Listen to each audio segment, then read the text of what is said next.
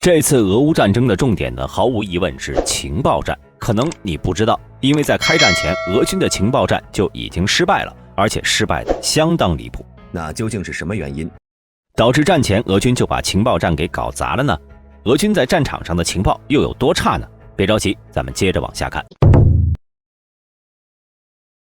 无论是战争打响的第一天，乌军在基辅顶住了俄军的空降兵，还是此后的击沉莫斯科号，使用海马斯逐个击毁俄军军火仓库，都能看出在军事实力不对等的情况下，乌军凭借着准确的情报给俄军造成了很大的损失。而这也要归功于北约各国，包括 RC-135 在内的各种侦察机，每天在公海、乌克兰边境游荡，空中侦察卫星也时刻紧盯着不放。这就相当于给乌军驱散了战场迷雾，形成了一个透明化的战场。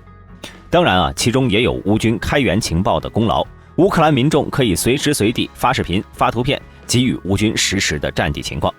但是即便是这样，俄军在战场上的表现也不应该这么差吧？毕竟苏联科克勃那可是世界4大情报机构之一，而在苏联解体之后呢，科克勃第一总局也成了俄罗斯联邦对外情报局的前身。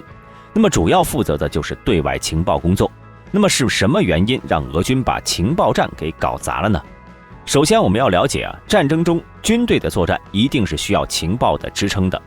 通常情况下有2个阶段，第一呢是战争开始前的情报支持，第二是战争开始后的情报支持。其中第一阶段是最为重要的，更注重情报的分析。因为如果这一步的情报工作不够充分，不仅军队在行动时容易出错，而且改正错误也非常困难，因为整个计划都是基于错误的情报制定，所以战前的情报工作一定是多个步骤的过程。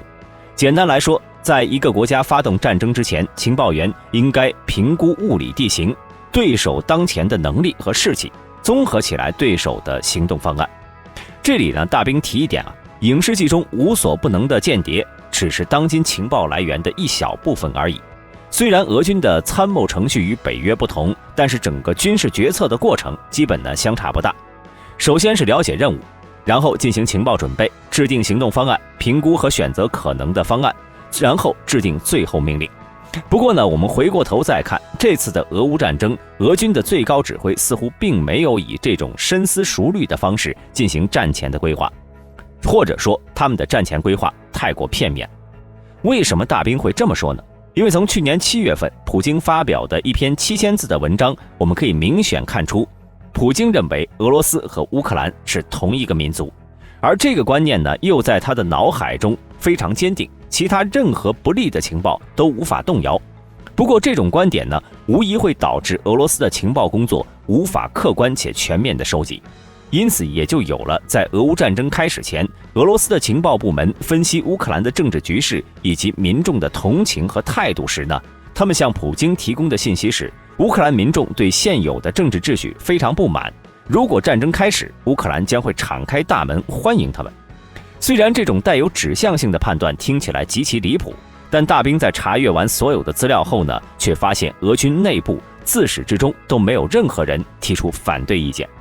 这一点并不是大兵瞎说因为在今年的4月初，普京曾开除了150多名俄情报官员，其中包括俄联邦安全局第5局局长谢尔盖·贝塞达将军。原因是他们报告了有关乌克兰不可靠、过于乐观的信息。所以大兵猜测，普京应该是落入了信息茧房中，也就是下级为了配合领导口味，向上级提供不准确或者是投其所好的欺骗性情报。而值得一提的是，这好像是俄罗斯历来的传统。在1941年，在2战德军启动巴巴罗萨计划前，虽然也有大量的德军要入侵苏联的情报，但是因为斯大林不相信希特勒会撕毁苏德互不侵犯条约，同时又对自己的判断非常笃定，所以大多数下属都把报警情报筛除了，才交给老大。而在俄乌战争开始前呢，这种文化则发挥到了极致。当时的外交间谍机构负责人谢尔盖·纳雷什金在面对普京提问是否同意俄罗斯支持顿涅斯克和卢甘斯克成为独立共和国时，这位可怜的情报头子只能唯唯诺诺地发表了不诚实的表态。所以在这种情况下呢，俄军在战前做的情报工作完全就相当于没做。结果就是在俄军发动战争的第1周，俄军并没有击毁乌军在基辅的空军以及防空系统，导致闪击基辅失败，以及在俄军未能占领安东诺夫机场的情况下，还加强了对机场的攻击，造成俄军的精锐空降部队损失惨重。不仅如此，普京和幕僚还有一个情报预测的也相当离谱，那就是北约各国一定不会支持乌克兰。原因其实也很简单，因为北约各国在2008年爆发的格鲁吉亚战争以及2014年的乌克兰克里米亚危机中没有做出任何反应，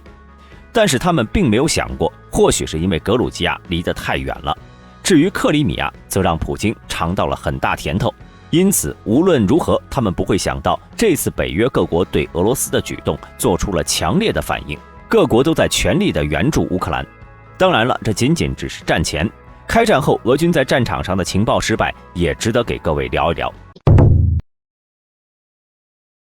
各位朋友应该知道，俄军有营级战斗群的存在的，而它是俄军在战场中的另一个短板。在情报方面，营级战斗群的指挥部普遍较小，由于他们没有大型的指挥部战术级情报系统，因此搜集情报的范围会受到影响。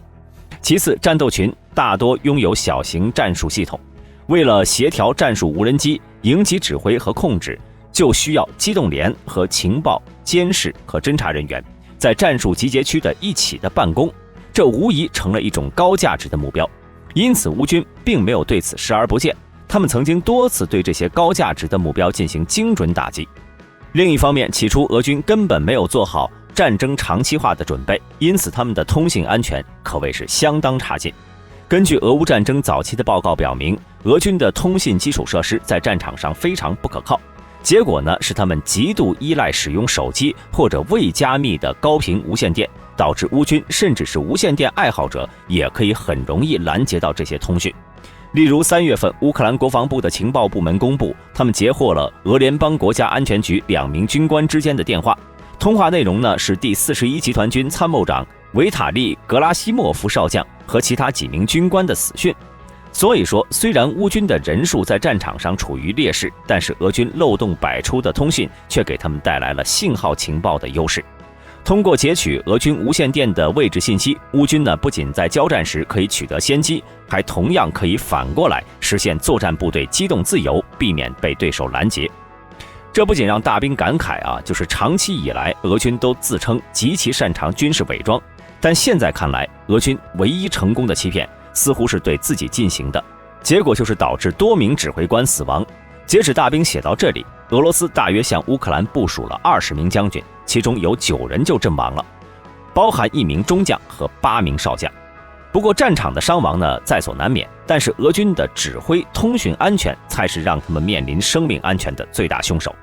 再加上参谋和指挥人员作战水平的退化，更放大了这一情况。例如，一位乌军特种部队指挥官曾经注意到战争初期，俄军一直在坚持战术失败的行动，并对随机的不设防的地点开火。结果就是乌军充分发挥了优势，尤其在基辅周围的北部战区能够伏击俄军，并避免遭受俄军反击。简单来说呢，当时的乌军在获取俄军的命令后，并从容地计划开展高频率和广泛的伏击，同一部队还可以利用情报优势迅速转移阵地，发动第2次、第3次伏击。反观俄军就像是无头苍蝇一般，根本无法确定乌军会在何时采取行动，真的是没有对比就没有伤害啊。除去俄军几乎没有任何保密可言的通讯方式，乌军在作战情报方面保持优势，还有2个关键因素。第一呢，是北约各国情报共享。例如，美国曾在3月初表示，他们为乌军分享的实时情报能在30分钟到1个小时内共享。第2个呢，则是被占领区的乌克兰民众用手机形成了一个巨大的开源情报网络。咱们以8月份俄军克里米亚铁路运输线被炸为例，当时的俄军在克里米亚战科1区的铁路枢纽囤积弹药，也许他们是为了方便，于是就直接找了一个紧靠铁路的废弃养猪场作为仓库。在他们安排妥当之后呢，大量炮弹通过火车运来，然后就近卸货，囤积在养猪场中。但是他们没有想到的是，这个养猪场就在铁路旁，每天都会有客车经过，只要不是眼睛有问题，所有乘客都能看到养猪场内堆积的军火。因此乌军能够获取这个信息就不奇怪了。8月16号，乌军对这个秘密的军火囤积点进行了打击，不仅摧毁了所有军火，还把铁路线给炸坏了。而俄军的这种愚蠢的事件几乎每天都在战场上发生。当然了，开源情报也不是万能的，它并不能取代传统情报收集的方法。例如，普通人看到坦克，那它只是一辆坦克，但是专业的情报分析人员呢，却可以从坦克外观读出重要信息。毕竟某些坦克呢，只属于特定的作战单位。虽然乌军或者专业情报系统能够收集并且处理这些信息，但在2014年，乌政府军和民间武装就已经在顿巴斯地区发生了大规模交战，此后整整持续了8年时间，来自民众的情报数量呢可想而知。同时，专业情报人员又不可能同时出现在任何地方，因此自2014年开始，乌军就建立了一款情报收集系统，也就是乌克兰政府公用服务应用程序 DIA。这款应用程序呢，允许公民发布俄军调动的地理标记图片和视频。在非战时是公民身份证明，而在战时呢，则是报告敌人军队和装备动向的情报系统。根据乌克兰数字转型部部长米哈伊洛·费多罗夫的说法，他们每天都会收到数以万计的情报。咱们上面提到的8月份俄军克里米亚铁路运输线被炸就是个很好的例子。总而言之呢，这次俄乌战争我们能明显看出，虽然当时苏联科克勃被誉为4大情报机构，但他们的那一套呢，明显不适合21世纪的今天了。